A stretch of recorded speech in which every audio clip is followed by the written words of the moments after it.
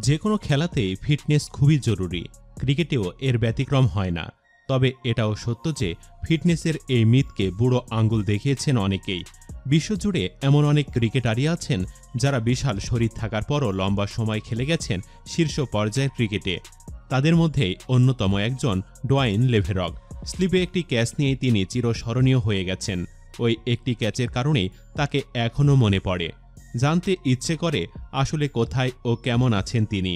2007 বিশ্বকাপে গ্রুপ পর্বে ভারতের বিপক্ষে ম্যাচে 127 কেজি ওজনের শরীর নিয়ে স্লিপে ঝাঁপ দিয়ে রবিন উত্থাপার অবিস্মরণীয় এক ক্যাচ ধরে আলোচিত হন ডোয়াইন লেভেরক। জানা গেছে বাস্তব জীবনে তিনি নাকি একজন জেলার, মানে জেলখানার দায়িত্বে থাকা পুলিশ কর্মকর্তা। ক্রিকেট ছাড়ার পর এই পেশাতেই কাটছে তার জীবন। এর আগে 2006 সালে বারমুডার দলে সুযোগ পেয়েছিলেন তিনি।